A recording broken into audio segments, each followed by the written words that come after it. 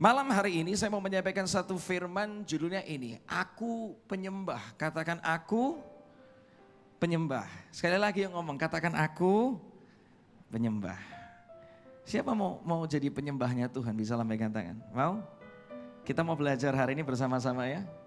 Karena beda loh antara orang yang cuma asal tahu tapi dengan yang benar-benar menghidupi itu ada bedanya. Nah, saya mau cerita satu hal yang menarik nih. Suatu kali saya ketemu dengan seorang kakak gitu, seorang kuku gitulah. Dia cerita sama saya, Ki, aku punya gitar akustik. Saya bingung karena apa? Orang ini nggak bisa main gitar, kenapa beli gitar gitu? Dia seorang pengusaha dan saya tahu uangnya rada nggak ada seri gitu. Jadi kalau dia beli gitar nggak mungkin gitar murah. Saya tanya harganya berapa kok? Dia ngomong, Ki, gitarku harganya 300 juta, ya ampun itu kalau dibelikan es cendol gitu kan dapat banyak banget gitu kan, bisa buat renang-renang gitu kan.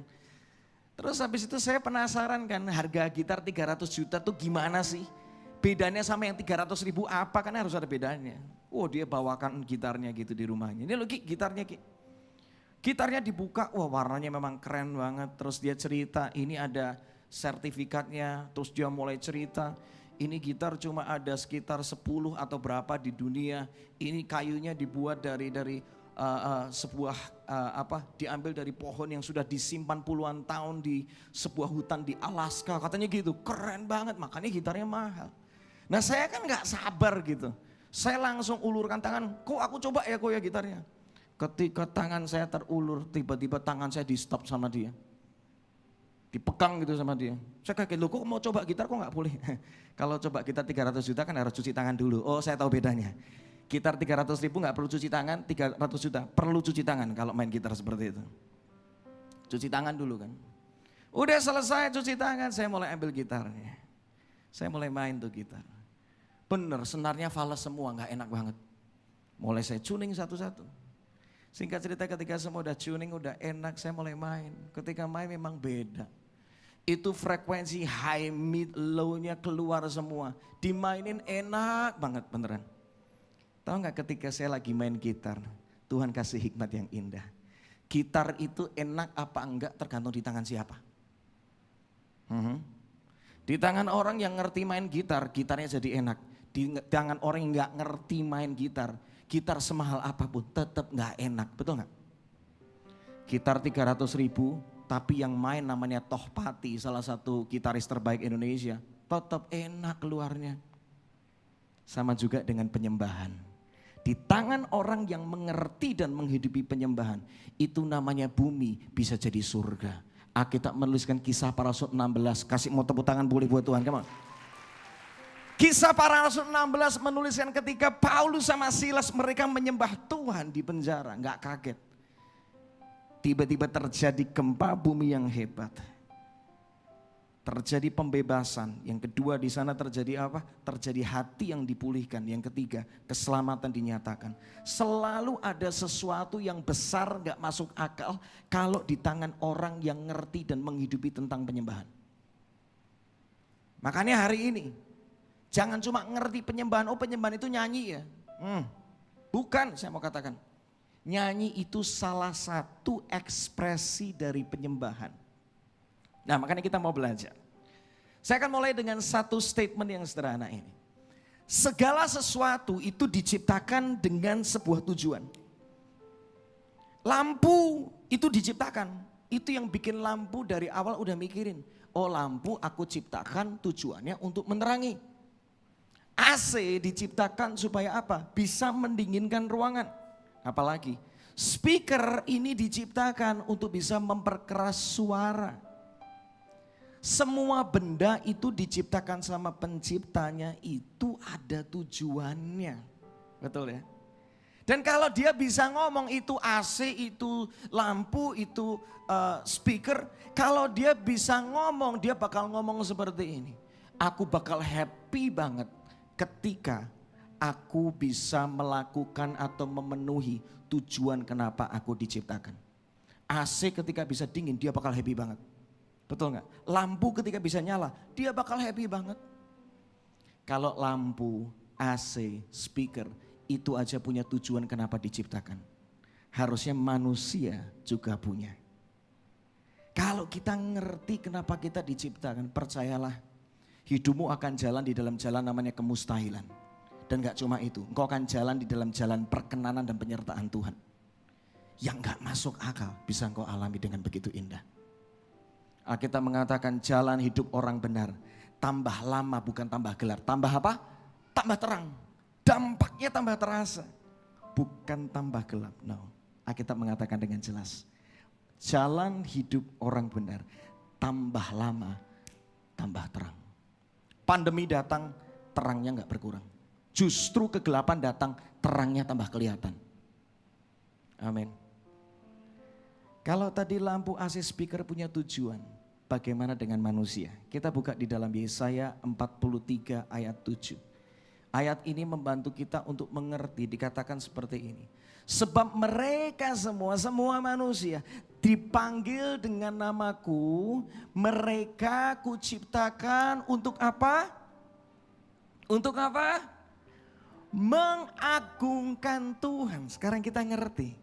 Ternyata Anda sama saya, apapun latar belakang Anda, apapun kondisi Anda, apapun yang engkau alami hari ini, ketahuilah bahwa kita semua itu diciptakan untuk mengagungkan Tuhan, untuk meninggikan Tuhan, untuk memuliakan Tuhan, untuk menyanjung Tuhan, untuk menempatkan Tuhan di urutan paling nomor 1 dalam kehidupan ini. Nah, ketika kata mengagungkan itu dilihat dari bahasa aslinya, itu ditemukan kata kabat atau kabet. Ini menarik.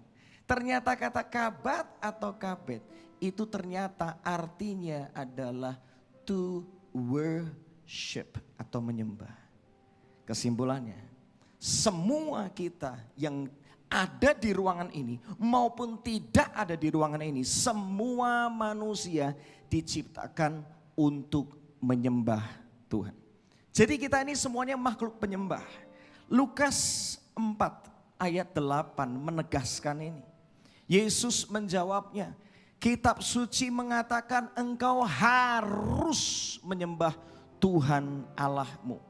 Kepadanya saja engkau berbakti. Alkitab sampai ngomong kata harus menyembah Tuhan. Kenapa sih kita harus menyembah Tuhan? Simpelnya gini.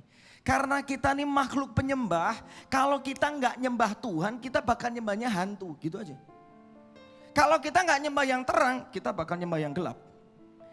Makanya nggak kaget ada orang yang nggak nyembah Tuhan, bisa nyembah pohon, bisa nyembah matahari, bisa nyembah dirinya sendiri, bisa nyembah popularitas, bisa nyembah uang, bisa nyembah jabatan, bisa nyembah pencapaian.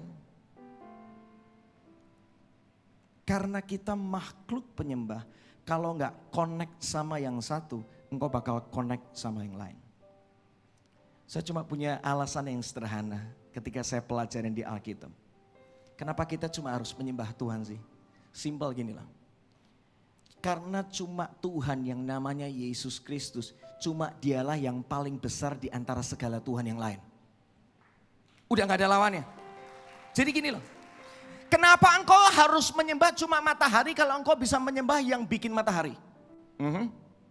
Nangkap sekarang? Kenapa engkau menyembah manusia yang bisa mati, sementara engkau punya kesempatan untuk menyembah pribadi yang kekal yang bisa menaklukkan maut? Sembah yang gak terkalahkan dong namanya Yesus. Makhluk aja, maut aja tidak bisa menguasainya. Wah. Kalau bisa menyembah yang menciptakan langit dan bumi, kenapa cuma menyembah yang bisa menciptakan teknologi? Yang terbesar, yang tertinggi, itulah yang layak untuk disembah. Kenapa kita perlu menyembah Tuhan? Simpelnya gini, cuma Dia yang paling mengasihi kita, titik. Mana ada namanya Tuhan yang duduk di tempat maha tinggi, mau turun ke dunia jadi manusia. Cuma buat menyelamatkan kita, gak ada. Dia terlalu mengasihimu. Ketika engkau gak setia, Dia tetap setia, titik. Gak ada Tuhan yang seperti Dia. Kenapa kok cuma Dia yang layak disembah? Alasannya simpel. Karena cuma Yesus yang tidak pernah berubah. Alkitab mengatakan Ibrani 13 ayat 8. Yesus Kristus tetap sama dulu, sekarang, sampai selama-lamanya. Artinya apa? Kasihnya tetap sama, kuasanya tetap sama, kebesarannya tetap sama. Itulah Tuhan namanya Yesus. Karena itu engkau harus sembah Tuhan, jangan yang lain. Yang lain rugi, kurang tinggi kastanya. Kurang tinggi kasihnya. Yang lain kasihnya terbatas.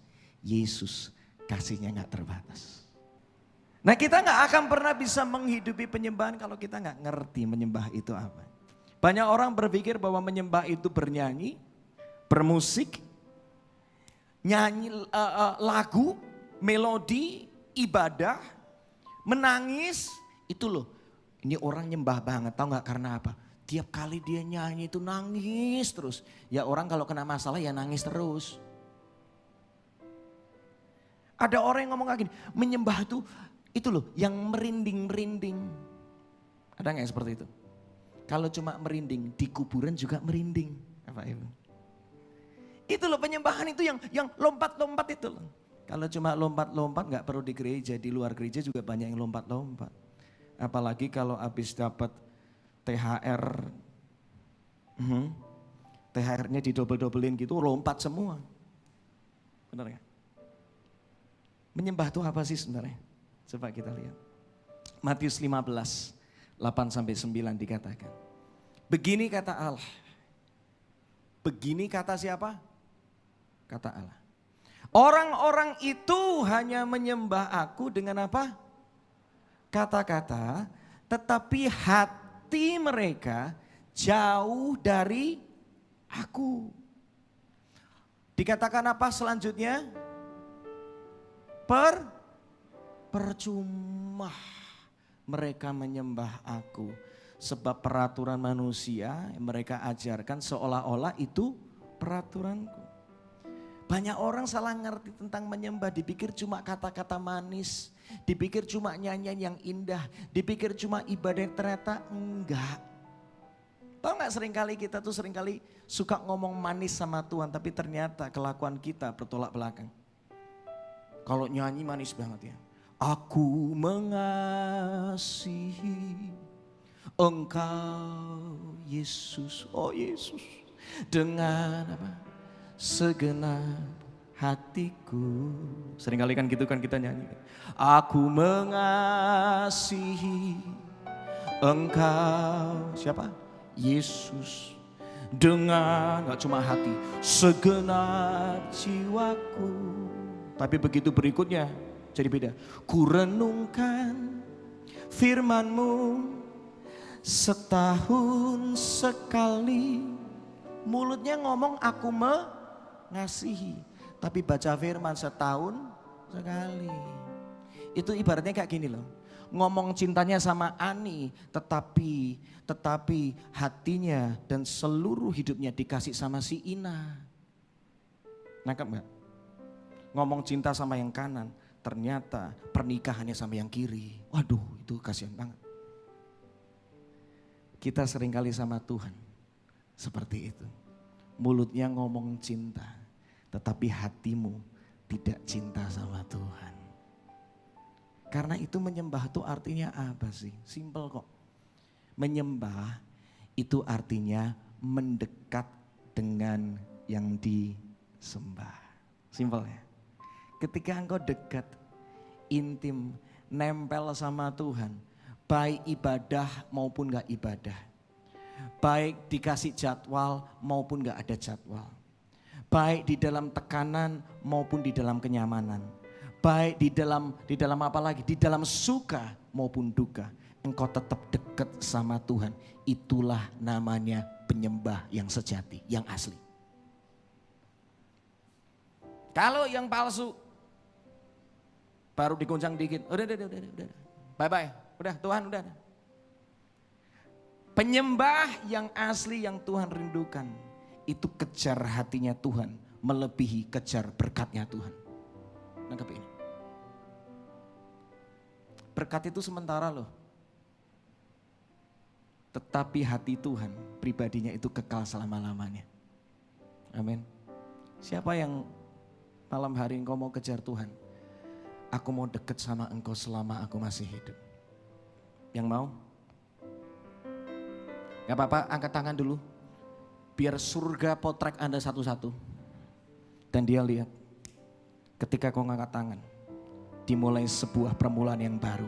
Kilometer 0 lagi, di reset lagi gak apa-apa. Aku mau berjalan bersama dengan engkau Tuhan setiap hari. Itu baru namanya penyembah yang Tuhan cari. Bukan gara-gara ibadah, bukan gara-gara dijadwal, bukan gara-gara melayani, bukan gara-gara dipaksa. Tetapi karena kita sadar, aku baru jadi puas, aku baru jadi maksimal. Adalah ketika aku kembali menyembah, yaitu mendekat lagi sama Tuhan. Lampu kalau dekat sama listrik sumbernya, lampunya bisa nyala, betul kan? Manusia juga sama. Ada 3 berkat yang luar biasa yang kita bisa alami ketika engkau kembali hatimu mendekat sama Tuhan. Yang pertama yang saya belajar ini. Ketika seseorang kembali kepada hati yang menyembah, ini yang terjadi. Engkau memiliki cara pandangnya Tuhan. Yesaya 33 ayat 5 mengatakan bahwa Tuhan tinggi luhur sebab ia tinggal di tempat tinggi. Tuhan tinggal di tempat apa? Tinggi. Ia membuat Sion penuh keadilan dan kebenaran. Oke, kita coba lihat gambar berikutnya, ini menarik. Anda lihat bangunan yang ada angka 1-nya.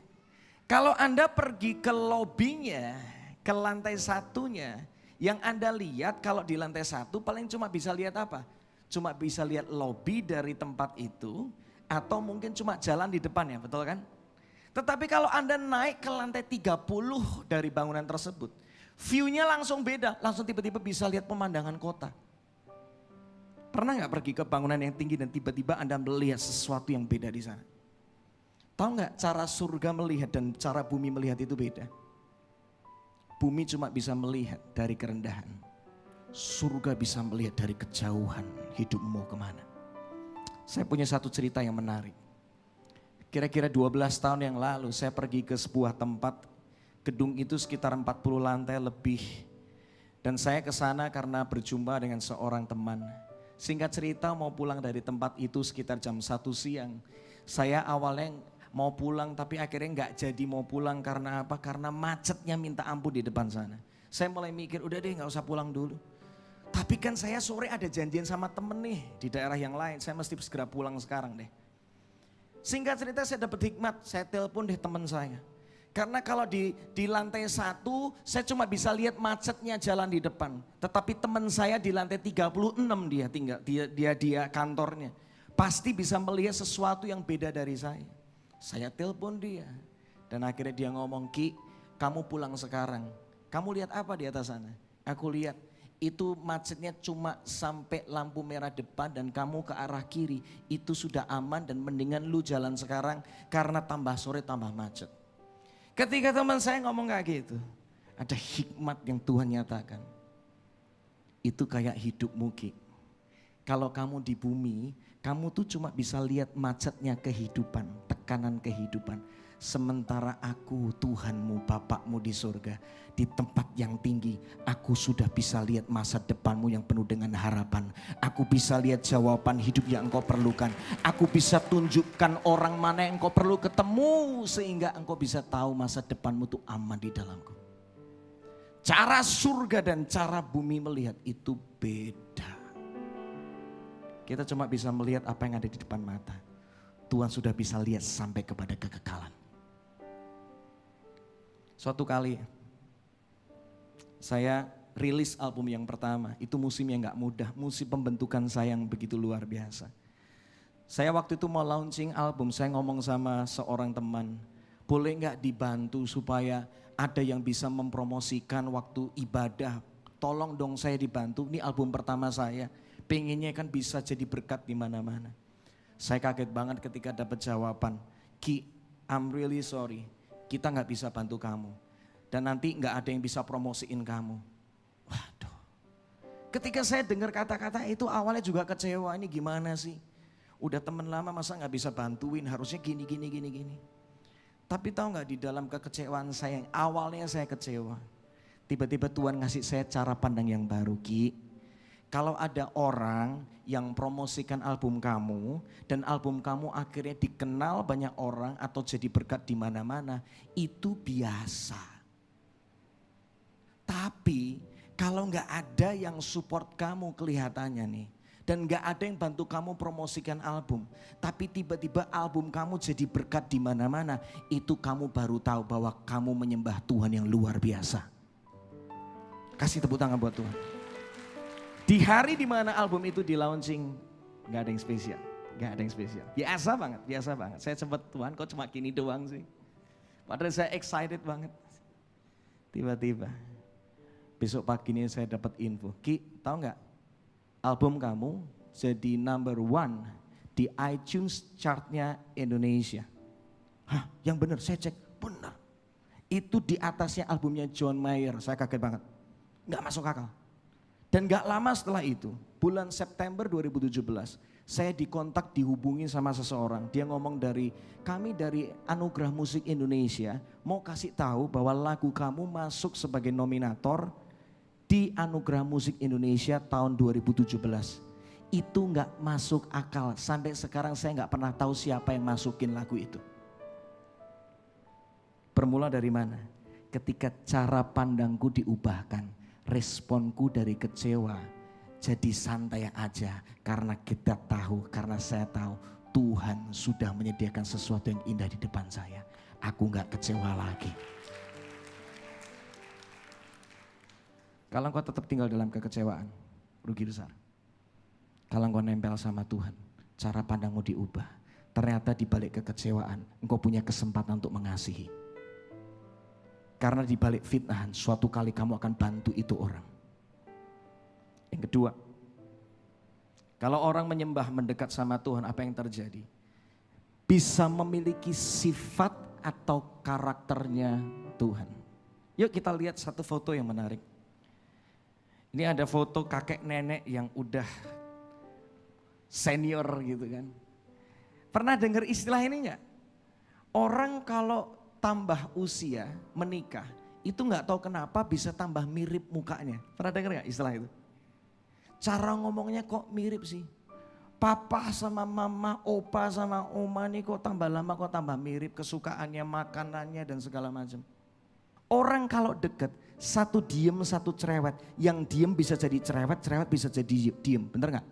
Yang satu suka pakai baju hitam-hitam, yang satu sukanya warna-warni. Tiba-tiba yang hitam bisa jadi warna-warni, warna-warni bisa tiba-tiba suka warna hitam-hitam aja. Kedekatan itu mengubahkan sifat dan karakter manusia. Bagaimana kalau engkau dekat dengan Tuhan? Tuhan itu siapa sih? Allah itu kudus. Orang kalau dekat dengan Tuhan yang kudus, makanya hidupnya jadi kudus. Ada godaan dosa langsung inget, ada yang ngingetin, nggak bablas. Ketika engkau dulunya mengingini sesuatu kesukaanmu di waktu yang lalu dan itu menuju ke dosa, nggak tahu kenapa ada yang ngerem dan berkata it's enough, itu masa lalu. Jangan lakukan lagi, jangan lakukan lagi. Kamu bisa hancur di sana. Ada sesuatu yang kayak ngerem kita, itu jadi berubah banget kita. Dulunya suka pornografi, tiba-tiba ada yang ngerem. Kayak Tuhan ngomong, karena saya pernah ngalamin. Dimana Tuhan benar-benar ubahkan saya, direm. Jadi gak suka, jadi tahu diri. Karena kasih Tuhan udah terlalu besar buat saya. Allah itu kasih. Kalau orang nempel sama kasih, jadinya penuh kasih, betul gak? Hidupnya diisi sama kasih. Mau nyerang balik, tiba-tiba ada remnya, jangan. Ampuni, berkati. Itu kalau nggak gara-gara deket sama Tuhan, deket sama firman Tuhan, nggak bakal sanggup. Manusia ini terbatas, tetapi Tuhan itu tanpa batas. Kasihnya tanpa batas, kesetiaannya tanpa batas. Itu yang membuat kita dimampukan. Allah itu murah hati, penuh hikmat. Dia penasehat yang ajaib, Allah perkasa. Bapak kekal, Raja damai, dia lemah lembut, dia rendah hati. Semua sifat yang Tuhan bisa punya dan karakternya itu bisa tertransfer, melekat di dalam diri kita. Engkau Tuhan di dalamku, aku juga rindu di dalam hatimu terus Tuhan. Makanya gini, orang kalau nyembah Tuhan, tambah lama, tambah mirip Kristus. Itu salah satu ciri-cirinya penyembah yang asli. Kalau tambah lama tambah gak beres, coba cek itu dekatnya sama siapa. Dekat sama yang terang apa sama yang gelap. Karena kalau dekat sama Tuhan, jadinya tambah lama tambah mirip Kristus. Yang terakhir, sampai sini semuanya diberkati? Kasih tepuk tangan yuk buat Tuhan yuk. Ini hikmat Tuhan yang dinyatakan. Yang terakhir, orang kalau dekat sama Tuhan, menyembah itu mendekat sama Tuhan. Yang terjadi apa? Kita bisa mendapatkan fasilitas dan kuasanya Tuhan. Wow. 1 Korintus 4:20 dikatakan, sebab kerajaan Allah itu bukan terdiri dari perkataan, tetapi dari apa? Kuasa. Saya punya cerita yang menarik. Suatu kali saya mau nonton sebuah konser, tiketnya udah habis, udah sold out. Akhirnya saya bingung, wah saya pengen banget ini konser, bagus banget. Tiba-tiba saya diingatkan, itu yang bikin konser kan temen deket kamu Ki. Oh iya, yang bikin konser kan temen baik nih. Saya telepon dia, bro bisa bantu gak? Bantu apa Ki? Aku mau nonton konser tapi tiketnya udah habis. Lu mau nonton? Buat lu mah gampang Ki. Gampang gimana? Ya kan gue yang bikin konser. Ya udah deh, lu datang waktu hari H dan ini yang bakal lu dapat. Coba kita lihat gambarnya. Ini yang saya dapatkan waktu itu. Tiba-tiba di hari H saya datang, ada seseorang menghampiri saya. Ngasih saya itu namanya VIP Pass. Itu all access. Bisa sampai pergi ke backstage yang isinya semua penyanyinya, pemusiknya semua di sana. Sampai bisa mendapatkan VIP seat yang selama ini saya benar-benar pengen banget dong dapat namanya VIP seat. Hari itu kejadian. Tahu nggak kenapa semua fasilitas dan kuasa untuk bisa masuk ke tempat-tempat yang gak sembarangan orang bisa masuk itu bisa saya dapatkan. Karena saya dekat sama yang bikin konser. Bayangkan kalau manusia dekat sama yang ciptakan langit dan bumi. Wow, semua katakan wow. Wow, Anda bisa tahu fasilitas dan kuasa Tuhan yang tidak ada batasnya itu bisa dinyatakan dalam kehidupan Anda. Yang percaya Anda tepuk tangan paling luar biasa. Orang kalau dekat sama Tuhan, mendekat sama Tuhan, itu akan mendapatkan tuntunan Tuhan juga. Anda kalau kasih rahasia, saya percaya Anda nggak kasih ke sembarangan orang, betul nggak? Kalau Anda punya kartu ATM, ada namanya PIN-nya, ada namanya password-nya. Saya yakin bahwa password itu cuma dikasih kepada orang yang dekat dan Anda percaya. Setuju? Surga juga punya cerita yang sama. Di dalam kedekatanmu dengan Tuhan, ada rahasia dan tuntunan yang Tuhan mau nyatakan di hidupmu. Saya ketika nyembah, saya cuma dapat satu kata-kata. Kemenangan terjadi, kemenangan terjadi, kemenangan terjadi, kemenangan terjadi. Itu aja. Ya udah akhirnya saya nyanyi. Ku yakin kau hadir di sini. Oktober 2014 ini. Ku rasakan kuasa yang tak terbatas. Ku yakin kau nyata di sini. Ini perkataan imanku Tuhan. Kemenangan terjadi di sini. Ketika lagu itu selesai diciptakan, Mazmur saya naikkan buat Tuhan. Apakah tiba-tiba ada orang langsung kasih saya kantor, tiba-tiba, Ki ayo Ki bikin. Nggak ada hari itu. Tapi yang ada satu hal yang menarik.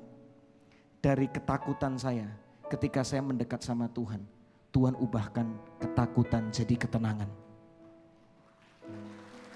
Hatiku jadi tenang lagi. Aku terima kekuatan yang baru karena aku mendekat dengan Tuhan yang tanpa batas. Kekuatannya, kuasanya juga tanpa batas bisa menghidupkan kembali pengharapanku. Hari itu aku bangkit lagi. Dan aku ngomong sama istriku, yang gak usah takut. Kemenangan terjadi di sini. Lagunya udah keluar, tunggu tanggal mainnya pasti terjadi. 5 bulan setelah itu beneran saya dapat kantor daerah Muara Karang. Tapi permasalahannya 1 tahun setelah itu kantornya tutup. Karena apa? Karena udah gak bisa dipakai lagi. Yang sewa lantai bawah gak mau lanjutin. Saya gak bisa lanjutkan. 2 tahun saya berjuang di Jakarta dari 2014 sampai 2016. nggak lihat hasil yang signifikan. Nggak perlu nunggu istri saya ngajak saya pulang Surabaya. Saya ngomong sama dia, yang kali ini aku yang ngajak kamu pulang Surabaya. Udah yuk pulang. Istri saya kaget. Dan akhirnya kami mulai pelan-pelan cari rumah di Surabaya lagi. Itu kalau ada soundtrack mau dibikin kayak sinetron, ada lagunya Sheila on Seven yang bisa mengiringi kami. Judulnya apa? Aku pulang gitu, mungkin kayak gitu lagunya. Udah cari rumah keliling. Ketika cari rumah keliling, istri saya ingetin saya. Dia ngomong gini, yang udah deh kita gak usah pulang Surabaya. Kenapa? Kamu itu loh, nulis lagu judulnya Kemenangan Terjadi di Sini. Kemenangannya belum terjadi kok udah mau pulang Surabaya. Itu namanya kayak perkataan istri saya itu seperti perkataan yang pahit tetapi menyembuhkan saya. Gak enak kayak obat, tetapi itu menyembuhkan kembali pengharapan saya. Saya akhirnya ngomong sama dia balik, ya udah, mulai hari ini kita sungguh-sungguh nempel terus melekat sama Tuhan ya. Kita kejar hatinya Tuhan. Aku juga nggak tahu yang aku tahu cuma satu, masa depanku aman di tangan Tuhan, itu aja. Singkat cerita mulai hari itu kami menghampiri Tuhan setiap pagi dengan begitu indah, begitu manis. Kami sering kali nyanyi lagu ini. Selamat pagi Bapa, selamat pagi Yesus. Selamat pagi. Tahu lagunya luar biasa. Itu lagu tercipta kira-kira mungkin era 1000 sekian gitu kan. Zaman Majapahit itu terciptanya. Ini kalau tahu luar biasa loh. Itu lagu favorit saya sama istri. Kami nangis, kami cari Tuhan, Tuhan Engkaulah pengharapan kami. Singkat cerita ketika kami doa, saya dapatkan tuntunan Tuhan. Bikin PowerPoint. Siapkan sekolah yang kamu mau bangun seperti apa. Singkat cerita saya bikin, saya nggak tahu itu bakal jadi seperti apa. 2 bulan setelah itu saya ketemu sama pemilik mall namanya Plaza Indonesia. Itu termasuk di daerah tengah premium area di Jakarta. Dan di akhirnya pemiliknya ngomong kayak gini, Ki ayo bangun penyembah, bangkitkan penyembah, dimulai dari tempat ini. Maksudnya tante gimana? Saya panggil dia tante. Ya kamu ayo kerjakan di tempat ini, pakai apa yang ada, yuk kita bangun penyembah. Tante kemarin aku udah cari 200 juta per tahun aku aja gak sanggup.